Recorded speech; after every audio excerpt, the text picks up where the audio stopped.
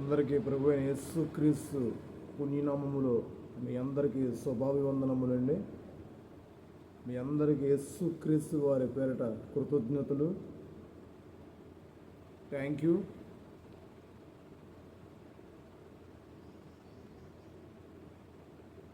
యేసుక్రీస్తు మనకి పరిశుద్ధ గ్రంథం బైబిల్లో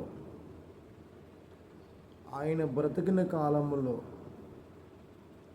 ఆయన భూమి మీద జీవించిన కాలములో ఆయన నేర్పిన సంగతులు, ఆయన పాటించిన పనులు మనం పరిశుద్ధ గ్రంథం బైబిల్ అండి. పరిశుద్ధ గ్రంథం బైబిల్ నుంచి కొన్ని మాటలు జ్ఞానం చేసుకుందామండి.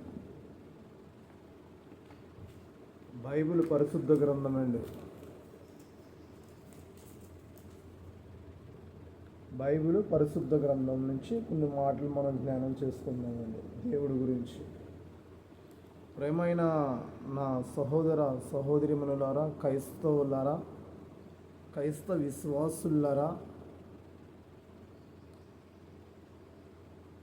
దేవుడి పిల్లలైన సహోదర సహోదరిమణులు, అలాగే ఈ నెట్ను వీక్షిస్తున్న ప్రేమైన హైందవ సహోదరులరా, హైందవ బంధువులారా, ముస్లిం సహోదరులారా, సహోదరిమణులారా, మీ అందరికీ జీసస్ క్రీస్తు నామములో థ్యాంక్ యూ, కృతజ్ఞతలు తెలియచేసుకుంటూ, నేను మీ సోదరుడిని కరుణాని మాట్లాడుతూ ఈ వీడియో చేయన కారణం దేవుడు నాకు ఇచ్చిన ఆయుష్కాలమును పెట్టి పరలోకముందున్న సృష్టికర్త దేవుడు, మన తండ్రి, సర్వోన్నతుడైన దేవుడు, ఆత్మల తండ్రి పరమాత్ముడికి యేసుక్రీస్తు వారి పేరిట మహిమ కలగాలని దేవుడికి కృతజ్ఞతాస్తుతులు, థ్యాంక్ యూ తెలియచేసుకుంటాను జీసస్ పేరిట.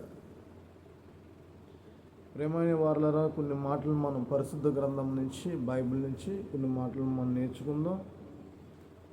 ఈ మధ్యాహ్నం సాయంత్రకాల సమయంలో దగ్గరగా ఈ దినాన్ని దేవుడు నాకు ఇచ్చిన ఆయుస్సులో మీతో మాట్లాడాలని, మీ అందరితో దేవుడు గురించి చెప్పుకుని నేను నేర్చుకున్న మాటలు మీకు తెలియపరచాలని, నేను పొందుకున్న ఆనందాన్ని మీకు తెలియపరచాలని మీ ముందుకు రానాకు ఈ వీడియో చేస్తున్నానండి.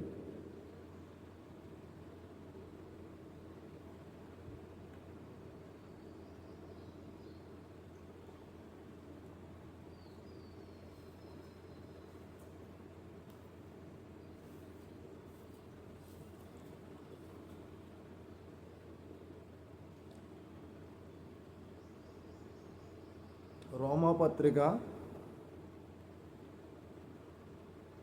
మనం బైబిల్ పరిశుద్ధ గ్రంథంలో రోమాపత్రిక అపోస్తుడైన పౌలు గారు రోమిలికి రాసిన పత్రికలో 5వ అధ్యాయం 8వ వచనంలో 9వ వచనంలో కొన్ని మాటలు మనం జ్ఞానం చేసుకుందాం ప్రభువుని గురించి, యేసుక్రీస్తుని గురించి. అయితే దేవుడు మన ఎడల తన ప్రేమను వెల్లడపరిచి ఉన్నాడు. ఎట్లనగా, మీరింకను పాపులై ఉండగానే క్రీస్తు మన కొరకు చనిపోయును. ఎన్న వాక్యం చిన్నది తడపడితే మళ్ళీ మీకు కంటిన్యూ చేస్తానండి. అయితే దేవుడు మన ఎడల తన ప్రేమను వెల్లడపరుచుతున్నాడు. ఎట్లనగా, నేను సమాజం మనం ఇంకను పాపులమై ఉండగానే క్రీస్తు మన కొరకు చనిపోయాను. కాబట్టి ఆయన రక్తము వలన ఇప్పుడు నీతిమంతులుగా తీర్చబడి మరింత నిశ్చయముగా ఆయన ద్వారా ఉగ్రత నుండి రక్షింపబడుదుము.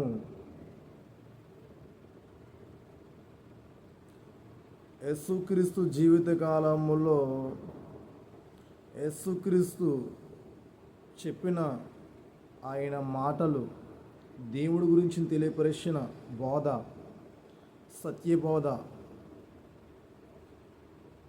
యేసుక్రీస్తు వారు జీవించిన కాలంలో మనకు నేర్పిన మాదిరి. ప్రేమైన క్రైస్తవ సహోదర సహోదరిమణులారా, అయితే దేవుడు మన ఎడల తన ప్రేమను వెల్లడపరుచుచున్నాడు. ఎట్లనగా, మనం ఇంకను పాపులమై ఉండగా క్రీస్తు మన కొరకు చనిపోయును. చూడండి, ఇంకను పాపులమై ఉండగా క్రీస్తు దేవుడి గురించి సువార్త పరిచర్యలో పాలు పంచుకుని దేవుడు ప్రేమను మనకు వెల్లడపరిచి ఇంకను పాపములు ఉండగా నా కొరకు క్రీస్తు ఈ భూలోకములో సిలువ వేయబడ్డాడు. రోమన్స్ యేసు క్రీస్తు వారిని సిలువ వేశారు. ఆ సిలువ వేయబడిన కారణం ఆ రోజుల్లో రోమన్స్ అనుకోవచ్చు. ఈరోజు నా పాపాలు ఆయన సిలువ వేసేయండి. యేసుక్రీస్తు వారు చాలా పరిశుద్ధుడండి, నీతిమంతుడు. తన ఎంత నీతిమంతుడో మనం లేఖనాలను చదువుతుంటే తెలుస్తుంటుంది యేసుక్రీస్తుని గురించి.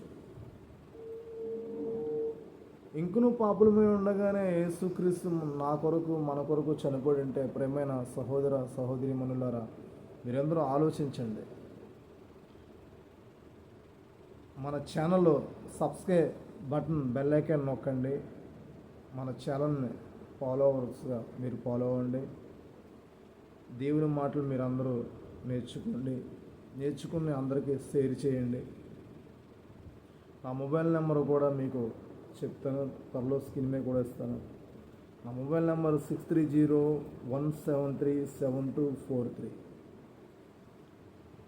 క్రీస్తు సువార్థికుడు ఛానల్ VOUI పిఠాపురం.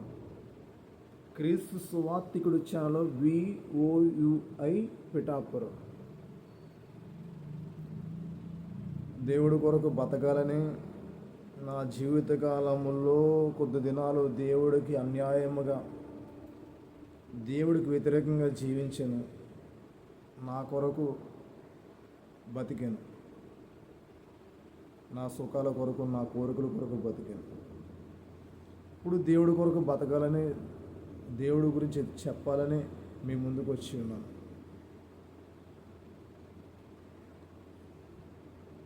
క్రీస్తు మన కొరకు చనిపోయాను కాబట్టి ఆయన రక్తమును ఇప్పుడు నీతిమంతులుగా తీర్చబడి మరింత నిశ్చయముగా ఆయన ద్వారా ఉగ్రత నుండి రక్షింపబడదు. ఉగ్రత నుండి ఈ భూమి మీద చేసిన పాపాలకి ప్రాయశ్చిత్తం కలగాల, పశ్చాత్తాపపడాల. క్రీస్తు నా కొరకు కార్చిన రక్తముని నేను ప్రతి ఆదివారము రొట్టె ద్రాక్షారసముగా తీసుకుంటూ పశ్చాత్తాపడి క్రీస్తు రక్తము నా కొరకు కార్చాడని, తన ప్రాణాన్ని సైతం నా కొరకు త్యాగం చేశాడని విశ్వాసించిన నేను, నమ్మిన నేను, ఆయన ఫాలో అవుతున్న నేను చెడ్డ క్రియలు విడిచిపెట్టి క్రీస్తు కొరకు బతకాలని క్రీస్తు సెలవిస్తున్నాడండి ఈ మాటల ద్వారా. ప్రేమైన దేవుడి వారలారా, మనం దేవుడి కోసం బతకాలి. దేవుడు ఈ భూమి మీద ఏ మనుష్యుడు చేయలేనివి చేశాడు, మనకిచ్చాడు. పంచభూతాలు మన కొరకు చేశాడు, సృష్టిని మన కొరకు చేశాడు, ఈ గెలాక్సీని మన కొరకు నడిపిస్తున్నాడు. గంటకి 111,600 కిలోమీటర్ల వేగముతో మనమున్న ఈ భూమి సూర్యుడు చుట్టూరు తిరుగుతుంది. గంటకి 111,600 కిలోమీటర్ల వేగముతో మనమున్న నివసిస్తున్న ఈ భూమి సూర్యుడు చుట్టూరు తిరుగుతుంది. ఇది సత్యం, నిజం. తెలుసుకోండి. మీరు గూగుల్లో టైప్ చేయండి, చరిత్రలోకి వెళ్ళండి, శాస్త్రవేత్తలను అడగండి. ఇది నిజం. ఏ ర్యాకెట్ కానీ, ఏ ఫ్లైట్ కానీ వెళ్ళని ఓవర్ స్పీడు ఈ భూమి తిరుగుతుంది. కానీ మనకి చిన్న కదలిక కూడా కనపడతలేదు, వినికుడు కూడా వినపడతలేదు మనకి. అంతగా దేవుడు మనల్ని ప్రేమించాడు. ఒక ట్రైన్ వెళ్తే ఆ ట్రైన్ వెళ్ళేటప్పుడు ఎంత సౌండ్ వస్తుందో చూడండి. ట్రైన్ ఒక 1/2 కిలోమీటర్ ఉండగా ఆ ట్రైన్ మనని దాటుతుండగా ఎంత సౌండ్ వస్తుందో చూడండి. దాని చక్రాల వేగంలో, ఆ పటాల కదలికలో, ఆ రాళ్ళు కదలికలో ఎంత వేగము, ఆ ఇంజిన్ పవర్కి ఉన్న హార్స్ పవర్కి, ఆ శబ్దానికి, ఆ కొట్టే హార్న్కి ఎంత శబ్దం వినపడుతుందో చూడండి. భూమి కూడా అదురుతుంటుంది మనం నుంచున్నప్పుడు. అక్కడ మనం నుంచున్నప్పుడు మన భూమి అదురుతుంది కదా, మనం అదురుతుంటాం అక్కడ.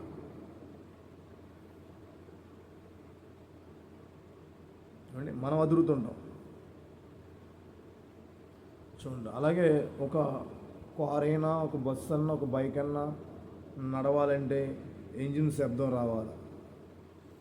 విశ్వం నడవాలంటే ఇలా గెలాక్షి అంతా తిరగాల, ఆ నక్షత్రాల కదలాల, నక్షత్రాలు తిరగాల, రాత్రులు తిరగాల, అవి పగలు తిరగాల, రాత్రులు తిరగాల. పగలైతే మనకు కనపడవు, రాత్రులు మనకు క్లియర్ కనపడతాయి. సూర్యుడు తిరగాల.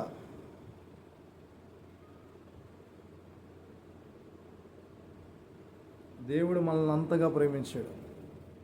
ఈ శబ్దం వినబడితే మనం తట్టుకోలు, మన చెవులు, ఈ చెవులు నంద్రాలు, వినికుడు నంద్రాలు పనిచేయవని దేవుడు మనకి ఆ శబ్దాన్ని వినిపిస్తలేదు. చూడండి, ఏదన్నా మన శబ్దం వింటే ఒక బాంబు శబ్దం కానీ, బయట ఏమైనా పండగల్లో ఏమైనా చేస్తున్నప్పుడు ఆ బాంబులు వేస్తుంటారు, ఆ బాణాసంచి పేలుస్తుంటారు, టపాకాయలు పేలుస్తుంటారు, మనకి శబ్దం వినపడుతుంది.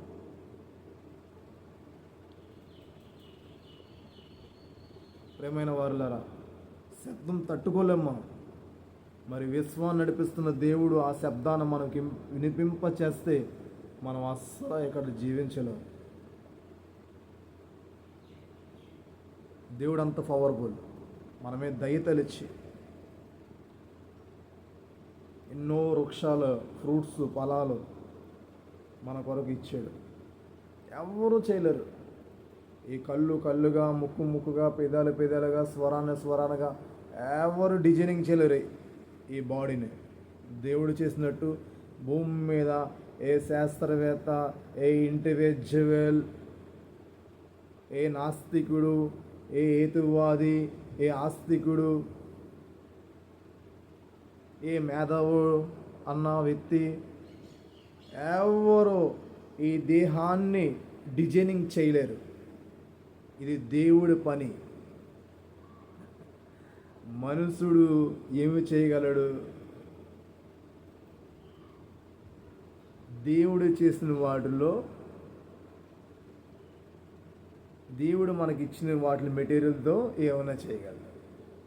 కానీ దేవుడు చేసిన మనిషిని ఎనీ వైద్య నిపుణులు కూడా ఈ దేహాన్ని చేయలేరు.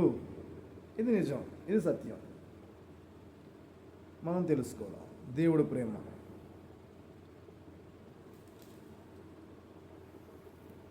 ఎట్లనగా శత్రువులై ఉండగా క్రీస్తు మన కొరకు చనిపోయాను కాబట్టి ఆయన రక్తంలో ఇప్పుడు నీతిమంతులుగా తీర్చబడి మరింత నిత్యముగా ఆయన ద్వారా ఉగ్రత నుండి రక్షింపబడదము. ఏలైనగా శత్రువులమై ఉండగా ఆయన కుమారుని మరణము ద్వారా మనం దేవునితో సమాధానపరచబడిన వారిని ఆయన జీవించుట చేత మరి నిత్యంగా రక్షింపబడదము. అంతేకాదు, మన ప్రభువైన యేసుక్రీస్తు ద్వారా మనం దేవుని యందు అతిశయపడుచున్నాం. ఆయన ద్వారానే మనం ఇప్పుడు సమాధాన స్థితి పొంది ఉన్నాం. సమాధాన స్థితి యేసుక్రీస్తు వల్లే భూమి మీద మనుషులు కలిగిందండి. చాలామంది అంటున్నారు, యేసుక్రీస్తు ఏం చేశాడు ఆయన? యేసుక్రీస్తుని ఎందుకు నమ్ముకోవాలి? యేసుక్రీస్తు మా కొరకు ఏం చేశాడు? యేసుక్రీస్తు ఏం చేశాడు అంటున్నారని చాలామంది తెలియక, క్రైస్తవులు కానోళ్ళు యేసుక్రీస్తు మా కొరకు ఏం చేశాడు? యేసుక్రీస్తు నీ కొరకు ఏం చేశాడు తెలుసా? సోదరిమని, యేసుక్రీస్తు నీ కొరకు, నా కొరకు ఏం చేశాడు తెలుసా? ఎవరో నీ కుటుంబంలో వ్యక్తే నీకు బ్లడ్ అవ్వాలంటే భయపడతాడు. సడన్గా నీకు బ్లడ్ కావాలనుకో, నాకే బ్లడ్ కావాలనుకో, నా బామ్మద్దే కానీ, నా తమ్ముడే కానీ, నా భార్యే కానీ బ్లడ్ ఇవ్వనాకి భయపడతాడు. అటువంటిది ప్రాణం ఇవ్వాలంటే ఇంకెంత భయపడతారు? బ్లడ్ ఇవ్వనాకే భయపడితే, ఆలోచిస్తే ప్రాణం ఇవ్వనాకి ఎంత భయపడతారు? యేసుక్రీస్తు అనే ఆయన భూమి మీద మనుషులందరి కొరకు, సర్వజనుల కొరకు, ఈ సృష్టిలో నివసిస్తున్న మానవులు 850 కోట్ల ప్రజలు 6 నేల మీద ఉన్న ఈ మానవ జాతి కొరకు తన రక్తాన్ని చిందించాడు, తన ప్రాణాన్ని త్యాగము చేశాడు. రోమన్ ఎంపైర్లో గవర్నర్ పిలాత్, ఆ వ్యక్తి ఈ నీతిమంతుడు యందు నాకే దోషము కనపడతలేదు. ఇతను విడిచిపెట్టుకు నాకు అధికారము కలిగి ఉన్న ఎడల నేను విడిచిపెట్టనాకే ఇష్టపడుతున్నాను అన్నాడు. ఒక రోమన్ ఎంపరర్లో ఉన్న గవర్నర్ చెప్పాడు ఈ మాట. పిలాతు ఆయన పేరు. మీరు తెలుగులో చదువుకుంటే పిలాతు అన్నది, ఇంగ్లీష్లో చదువుకోండి, అది ఏమనుందో తెలుస్తుంది.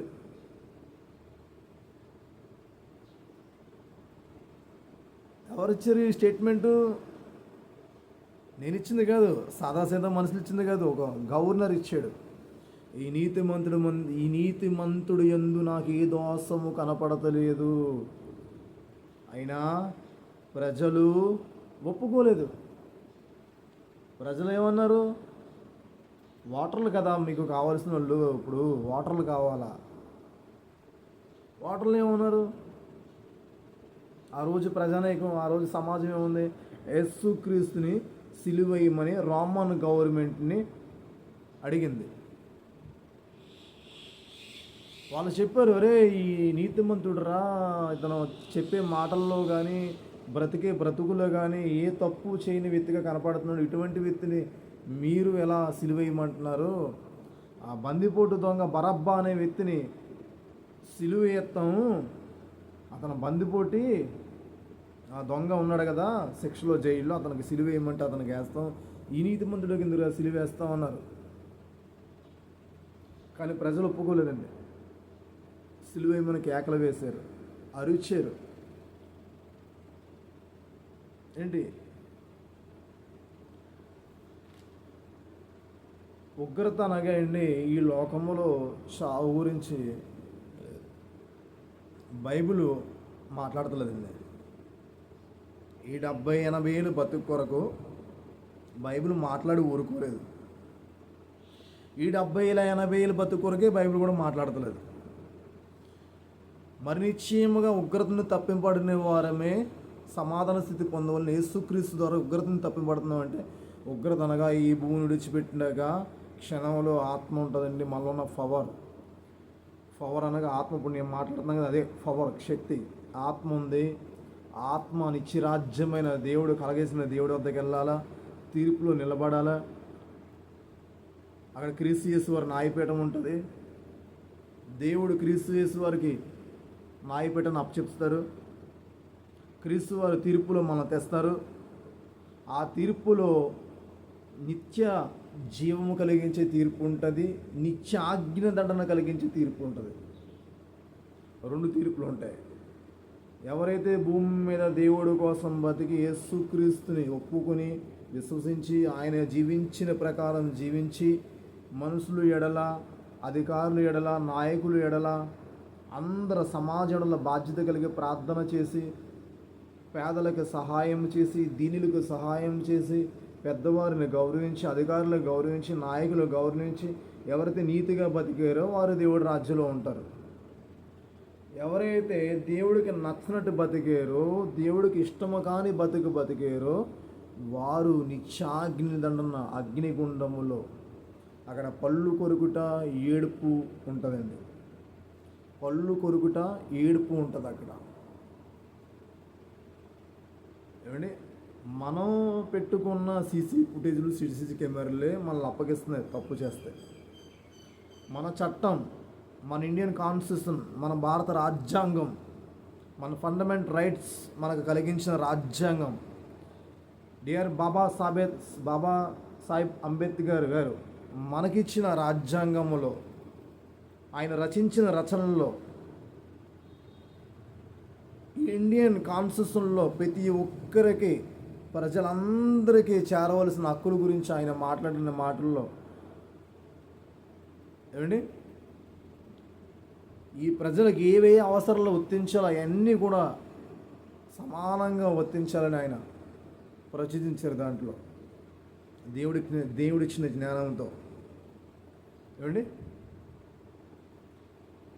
ఇప్పుడు మనం తప్పు చేస్తే శిక్ష వస్తుందండి చట్టం. మనం మంచి చేసాం అనుకోండి, మెచ్చుకుంటుందండి. చూడండి, చాలామంది ఎన్నో దిక్కులన బంగారం పోగొట్టుకున్నాం, క్యాష్ పోగొట్టుకున్నాం, లేదా ఏమన్నా పోగొట్టుకున్న ఆటోల్లో కానీ అలా మర్చిపోతున్నారు. ఎవరైతే ఈ వస్తువు యజమానులు ఉన్నారో, వాటిని విడిచిపెట్టిన వారు ఉన్నారో, వాటిని పోగొట్టుకున్న వారు, చేజార్చుకున్న వాళ్ళు ఉన్నారు, మర్చిపోయిన వారు ఉన్నారు, వారు బాధపడుతుంటారు. అప్పుడు ఎవరైతే ఆ వెహికల్స్ నడుపుతున్నారో ప్రైవేట్గా, ఆ ప్యాసింజర్ వెహికల్స్, ఆటోలు కానీ కారులు కానీ ఏవైతే ఉన్నారో ఆ మంచి వాళ్ళు, దాంట్లో నీతిమంతులు ఆ దగ్గర ఉన్న పొలిటీషియన్కి వెళ్ళి ఆ పలుసు వారికి, ఎస్పీ గారికి కానీ, డిఎస్పీ గారికి కానీ, సిఏ గారికి కానీ, అక్కడ లోకల్ స్టేషన్గా పిలువబడుతున్న మన సిఏ గారికి కానీ, ఎస్ఐ గారికి కానీ, అక్కడ బృందానికి కానీ ఇవి తెలియజేస్తారండి. ఇదిగోండి సార్, మా ఆటో వెహికల్ కొంతమంది ఒక దిక్కు నుంచి ఎక్కారండి, పలానా స్టేషన్ నుంచి పలానా వరకు వారిని దించాను, వాళ్ళ బ్యాగ్ మర్చిపోయారండి, నేను తర్వాత చూసుకున్నాను సార్, ఇగోండి సార్ అని అప్పగిస్తారండి. ఏమండి, మంచివారు. అప్పుడు ప్రభుత్వాలు ఏం చేస్తాను, వారిని ప్రభుత్వాలు వదిలేవండి. వారికి థ్యాంక్ యూ చెప్పి, వారిని గుర్తించి, వారికి సాల్వా వేసి, వారిని గౌరవించి, సత్కరించి, well done my boy, well done my boy, super అని వారిని పొగిడి వారికి థ్యాంక్ యూ చెప్తారండి. ఏమండి, దేవుడు చెప్పాడండి బైబిల్లో, నాయకులు, అధికారులు నీతిమంతులు కొరకు మెప్పుగా ఉంటారు, అనీతిమంతుల కొరకు శిక్షకులుగా ఉంటారని బైబిల్ చెప్పిందండి. ఏమండి, బైబిల్ అందరిని ప్రేమించమందండి, నాయకుల్ని ప్రేమించమంది, అధికారులను ప్రేమించమంది. ఈ భూమి మీద ఏ ఒక్క మానవుణ్ణి శపించవద్దు, అందరినీ ప్రేమించాలి, అందరినీ గౌరవించాలి, అందరి పట్ల దయ కలిగి, నా దయ కలిగి ఉండాలి, దేవుడి దయ.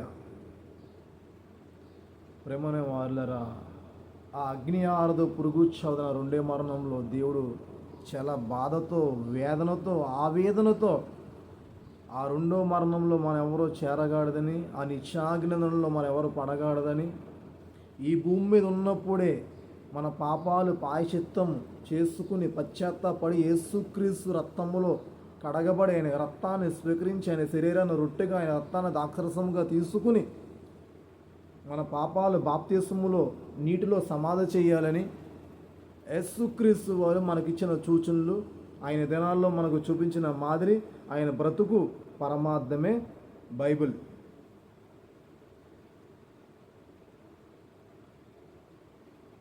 ఏమండి, ఆ నిత్యాగ్ని దండక రాగడదని దేవుడు భూమి మీద ఉన్న మనుషులు, ఇండియన్సా, అమెరికన్సా, యూరోప్ కంట్రీలో ఉన్న వాళ్ళ, ఇంగ్లాండ్లో ఉన్న వాళ్ళ, ఎవరన్నా సరే భూమి మీద 6 నెలలు పట్టగట్టిన ప్రతి మానవుడు రక్షణ పొందాలి, దేవుడు రాజ్యంలో ఉండాలి. దేవుడుగా ఎలా అయితే పిలువబడుతున్నారో, దేవుడు పరిశుద్ధుడిగా ఎలాగైతే పిలువబడుతున్నాడో, దేవుడు ఎలాగైతే కోటాని కోట్లు దూతలతో పరలోకములో స్తుతింపబడుతున్నాడో, ఈ ప్రజలు కూడా ఆయన స్థానంలోకి వచ్చి దేవుడికి ఉన్న ఖ్యాతిని వీళ్ళు పొందుకోవాలని దేవుడు మన కొరకు పరితపిస్తున్నాడు. అది దేవుడికున్న గుణం. యేసుక్రీస్తు అందుకు భూమి మీదకి వచ్చాడు. చాలామంది తెలియక యేసుక్రీస్తు మాకేం చేశాడు, యేసుక్రీస్తు నీకు ఏం చేశాడో చూడవయ్యా. పరిశుద్ధ గ్రంథం బాగా దృష్టి పెట్టి చదువు. బైబిల్ పరిశుద్ధ గ్రంథం 66 పుస్తకాలు, 42 మంది ప్రవక్తల ద్వారా దేవుడు రాయించాడు. చదువుకో, బాగా తెలుస్తుంది. ప్రేమైన దేవుడు వారులారా, ప్రేమైన క్రిస్టియన్ క్రైస్తవ సహోదర సహోదరిమణులారా, ప్రేమైన హైందవ సహోదరులారా, హైందవ బంధువులారా, నా ఇస్మాయిల్ ముస్లిం సహోదరులారా, చిక్కుళ్ళారా, బుద్ధుల్లారా, జైన్లారా, మీ అందరికీ కూడా యేసుక్రీస్తు నామములో కృతజ్ఞతలు. అంటే మనం అందరం రాజ్యంలో ఉండాలిగా, నిత్య ఆజ్ఞలలో దేవుడికి ఉండటం ఇష్టము కాదండి. ఏ ఒక్క ఆత్మ నశించిపోతుంది, దేవుడికి ఇష్టము కాదండి. మనం యోహాను పత్రికలో యేసుక్రీస్తు ఆయన సిలువేయబడక కొద్ది క్షణాల ముందు, కొన్ని గంటల ముందు ఆయన కొన్ని మాటలు మాట్లాడుతున్నాడండి. యోహాను పత్రిక 18వ అధ్యాయం 19వ వచనం నుంచి కొన్ని మాటలు మనం మాట్లాడుకోవచ్చు. ఏమండి? ప్రధాన యాజకుడు ఆయన శిష్యులను గురించి, ఆయన బోధన గురించి యేసును అడగగా, యేసు, నేను బాహాటముగా లోకము ఎదుట మాట్లాడి తిని, యూదులందరూ కూడి వచ్చి సమాజ మందిరంలో, దేవాలయములో ఎల్లప్పుడూ, సమాజం అనగా మనుషులందరూ కూడుకున్నప్పుడు దేవాలయములో, సమాజ మందిరంలో, సమాజంతో కూడుకునే దేవాలయంలో, చర్చిలో, ఏమండి, ప్రార్థనా స్థల మందిరములో కూడుకున్నప్పుడు, సమాజ మందిరంలో, దేవాలయములో ఎల్లప్పుడూ బోధించి రహస్యముగా నేమీ మాట్లాడలేదు. నీవు నన్ను అడగనేలా, నేను వారికి ఏమి బోధించినది విన్నవారిని అడుగుము. ఇదిగో నేను చెప్పినది వీరెరుగుదురని అతనితో అనిను. ఆయన ఈ మాటలు చెప్పినప్పుడు దగ్గర నిలిచి ఉన్న బంట్రొద్దుల్లో ఏమండి, ఒకడు ప్రధాన యాజకునికి ఇలాగ ఉత్తరం ఇచ్చిచున్నావా అని చెప్పి యేసును అరిచేతులతో కొట్టినండి. యేసుక్రీస్తు వారిని అక్కడున్న ప్రధాన యాజకుడు, కాపలాదారుడు, బంట్రొద్దు ప్రధాన యాజకుడికి అక్కడ ఉన్న బంట్రొద్దు, ఐఎమ్ సారీ, ఒక్క సెకండ్, ప్రధాన యాజకుడికి అక్కడ ఉన్న బంట్రొద్దు యేసుక్రీస్తు అని అరిచేతులతో కొట్టాడండి. ప్రధాన యాజకుడికి ఇలా నువ్వు ఉత్తరం ఇచ్చితవా అని అరిచేతులతో కొట్టాడండి. నేను యేసుక్రీస్తు వారు కరెక్ట్గా కదని మాట్లాడారు. నేను బాహాటంగా ప్రజలందరి ముందు సమాజ మందిరంలో, చర్చిలో, ప్రార్థనా స్థలంలో బాహాటంగా ప్రకటించాను. దేవుడి సత్యం గురించి, నా రాక గురించి ప్రకటించాను. నేను ఏది కూడా అసత్యంగా ఏది ప్రకటించలేదు, ఏది చాటు మార్గం ఏది నేను ప్రకటించలేదు. ప్రజలు చూశారు, అధికారులు చూశారు, నాయకులు చూశారు, బంటొత్తులు చూశారు, అందరు ఎదుర్కొంటూనే ప్రకటించాను కదా. ప్రజల్ని అడుగు, సాక్ష్యం ఇస్తారని యేసుక్రీస్తు వారు ప్రధాన యాజకుడికి ఉత్తరం ఇస్తే బంట్రొత్తు అరిచేతులతో కొట్టాడంట. ఏమండి? అరిచేతులు కొట్టిన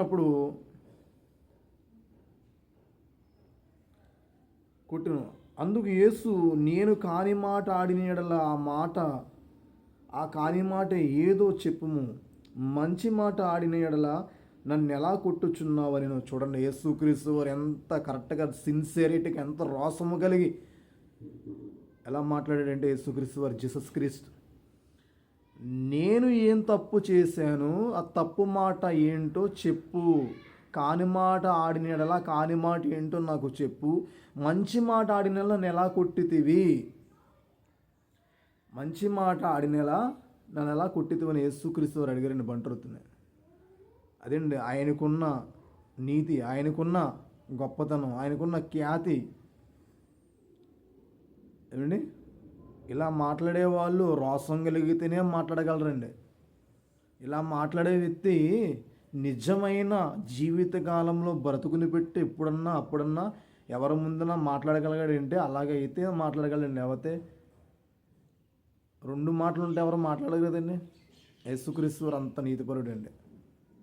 ప్రేమైన క్రైస్తవ సహోదర సహోదరీమణులారా, ప్రేమైన నా హైందవ మిత్రులారా, ఇస్మాయిల్ సహోదరులారా, మీ అందరికీ యేసుక్రీస్తు వారి పేరిట వందనాలు, స్తోత్రములు, థ్యాంక్ యూ తెలియజేసుకుంటూ మనందరం యేసుక్రీస్తు వారిని బహుగా తెలుసుకుని ఆయన చేయమన్న కార్యం నిన్ను వారిని పొరుగు వారిని ప్రేమిస్తూ నీ శత్రువుకైనా భోజనం పెడతాం.